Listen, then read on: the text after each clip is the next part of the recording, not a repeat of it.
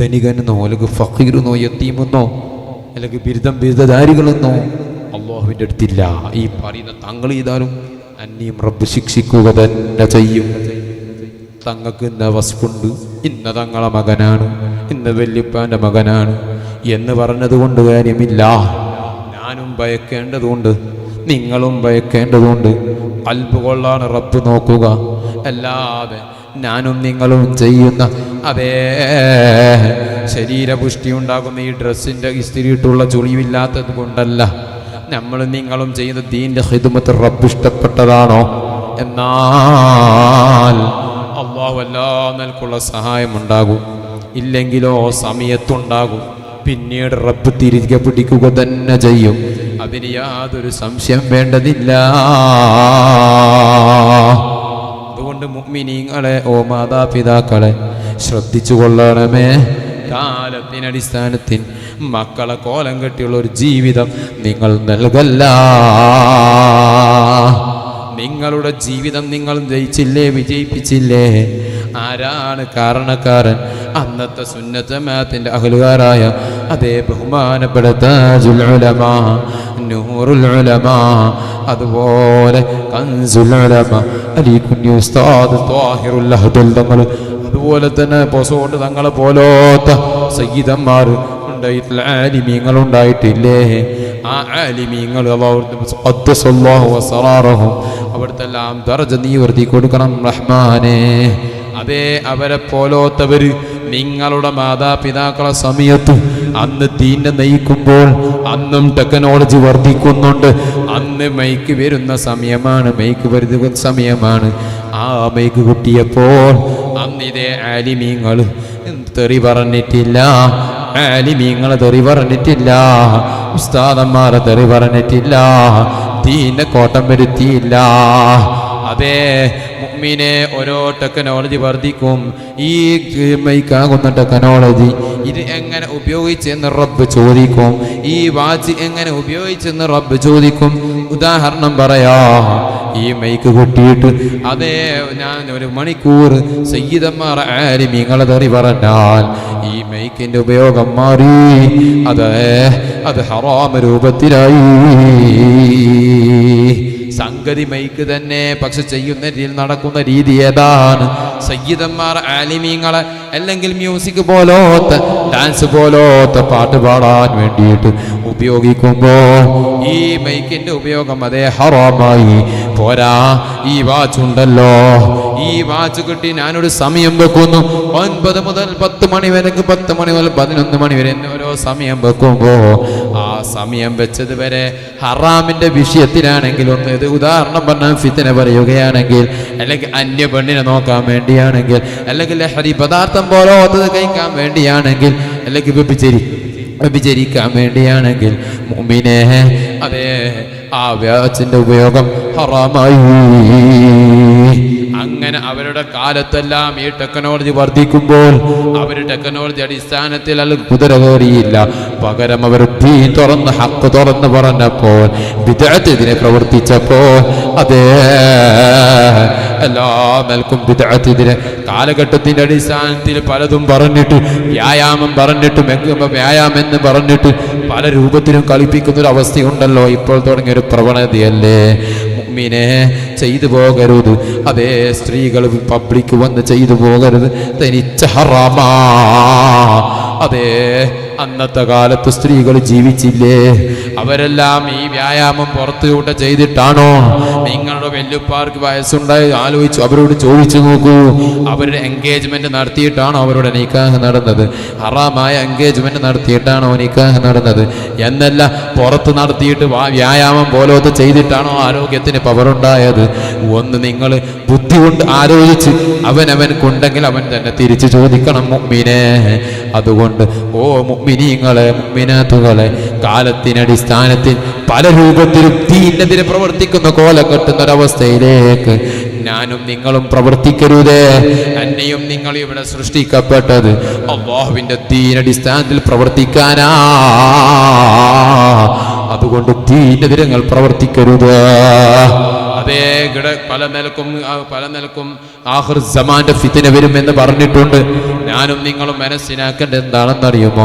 അന്നിയും നിങ്ങളിലൂടെ ആ ആഖിർ സമാന്റെ ഫിത്ന വന്നു പോകരുതേ എന്ന് മനസ്സിലാക്കിയിട്ട് വേണം മുഅ്മിനെ അവനവന്റെ മാതാപിതാക്കളും അവനവന്റെ മക്കളും ദീനിന് വേണ്ടി പ്രവർത്തിക്കാൻ. ഞാനും നിങ്ങളും മനസ്സിലാക്കിയിട്ട് വേണം മുഅ്മിനീങ്ങളെ പ്രവർത്തിച്ചാൽ അല്ലാഹുവിന്റെ ദീൻ നമ്മളിലൂടെ സുരക്ഷിതമായി നിലനിൽക്കും. ഇല്ലെങ്കിൽ അവനവൻക്ക് നഷ്ടം തന്നെയാ. അവനവന്റെ ഖബറിൽ അതേ മറുപടി പറയേണ്ടി വരുമേ.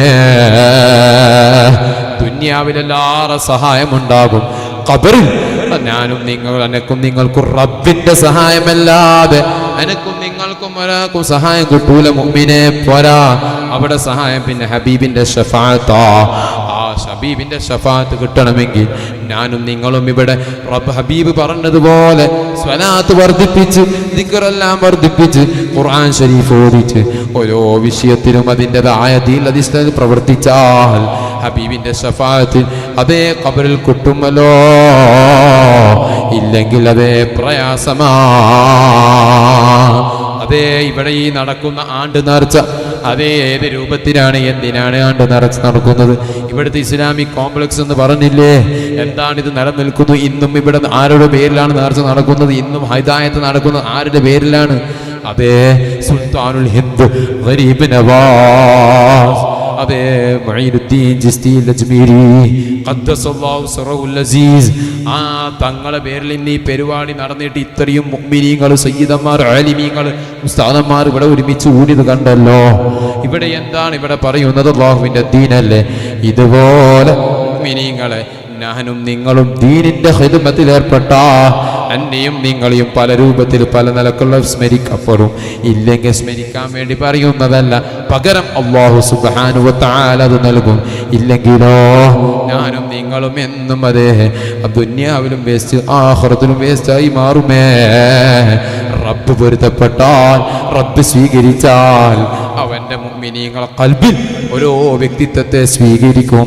ആ സ്വീകരിക്കപ്പെട്ടവരാണ് അതേ അഖ്താബീങ്ങളിൽപ്പെട്ടവരും അതേ അല്ലാഹുവിന്റെ ഔലിയാക്കന്മാരപ്പെട്ടവരിലും സയ്യിദന്മാർ, ഔലിയാക്കന്മാർ, ഉലമാക്കളും അതേ അതുപോലെ ഇവിടെ കിടക്കുന്ന ആ താജുശ്ശേരി അലി കുഞ്ഞി ഉസ്താദ് അതേ എന്താണ് ആ വ്യക്തിത്വം ചെയ്തത്? അല്ലാഹുവിന്റെ ദീനിന് പ്രവർത്തിച്ചപ്പോൾ ആഹോരാത്ര ദർസ് നടത്തി അതേ തെറ്റിനെല്ലാം വിമുക്തം നിന്ന് അതേ ചെയ്യുന്ന രീതിയിലെല്ലാം ദീനിൽ അധിഷ്ഠിതമായി ഹബീബിന് അങ്ങേയറ്റം ഹുബ്ബ് വെച്ച് മാദിഹി എന്ന് പറഞ്ഞിട്ട് അതേ പാട്ടുപാടിയിട്ടോ അല്ലെങ്കിൽ അതേ എല്ലാ നിലക്കും കളിയാക്കുന്ന രൂപത്തിൽ ചെയ്തിട്ടോ അല്ല. സുന്നത്തുർ റസൂലില്ലാഹി വജമാഅത്തി സ്വഹാബ അടിയുറച്ച് വിശ്വസിച്ച് ആ നിലക്ക് പ്രവർത്തിച്ച് ദീനിലധിഷ്ഠിതമായി സ്വന്തം ജീവിതത്തെയും അതുപോലെ തന്നെ അവരെ എല്ലാ നിലക്കും ആഗ്രഹിക്കുന്നവർ ആരൊക്കെയുണ്ടോ, അവരെ സ്പർശിക്കുന്നവരൊക്കെയുണ്ടോ, അവിടെയെല്ലാം ദീൻ പറഞ്ഞിട്ട് മുഅ്മിനെ അല്ലാഹുവിന്റെ ദീൻ നിലനിർത്തിയപ്പോൾ അതാ അല്ലാഹു സുബ്ഹാനഹു വ തആല ദുനിയാവിലുള്ള ദർജ ഉയർത്തി കൊടുക്കുന്നു, ആഖിറത്തേക്കുള്ള ദർജ ഉയർത്തി കൊടുക്കുന്നു.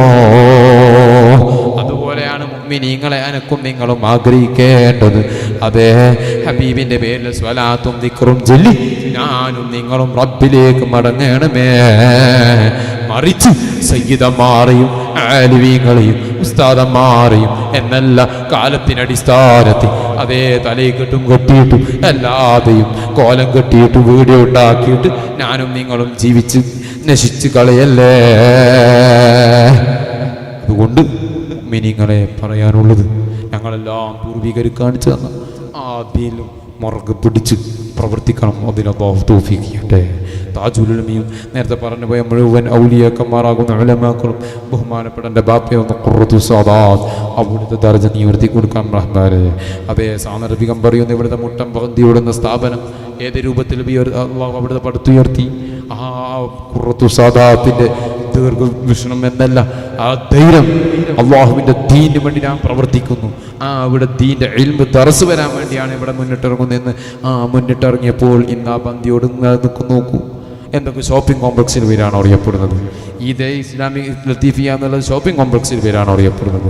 അല്ല, അള്ളാഹുവിൻ്റെ ദർസ് ദീൻ പ്രവർത്തിച്ചത് കൊണ്ടാണ് മുഅ്മിനീങ്ങളെ. അതുകൊണ്ട് ഞാനും നിങ്ങളും മനസ്സിലാക്കി പ്രവർത്തിച്ചാൽ അൽഹംദുലില്ലാ ഞങ്ങളെ മക്കളും അല്ലാഹു നന്നാക്കും. ഇല്ലെങ്കിൽ അവനക്കും നഷ്ടം, മക്കൾക്കും നഷ്ടം. അള്ളാഹു കാത്തു രക്ഷിക്കുമാറാവട്ടെ. ആമീൻ റഹ്മാനായ റബ്ബേ.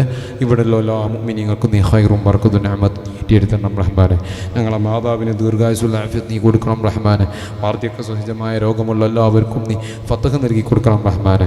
നീ ശിഫ കൊടുക്കണം റഹ്മാനെ. ദുആ നീ സ്വീകരിക്കണം റഹ്മാനെ. ഞങ്ങളുടെ റൂഹ് അഖിലുകാലത്ത് വെച്ച് പിടിക്കണം റഹ്മാനെ. മേച്ചമായ സ്ഥലത്ത് വെച്ചോ, ടോയ്ലറ്റ് വെച്ചോ, നജസിൽ വെച്ചോ, വിജനമായ സ്ഥലത്ത് വെച്ചോ റൂഹ് നീ പിടിക്കല്ല റഹ്മാനെ.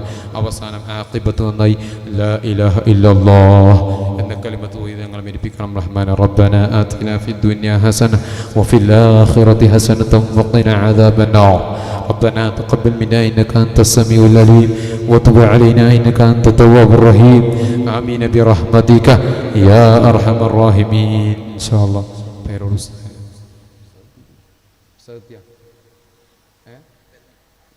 ഉസ്താദിൻ്റെ പ്രസംഗം കൂടിയുണ്ട്. നിങ്ങളൊക്കെ ദുആ ചെയ്യാം. അല്ലാഹു സലാമത്താക്കി തരട്ടെ.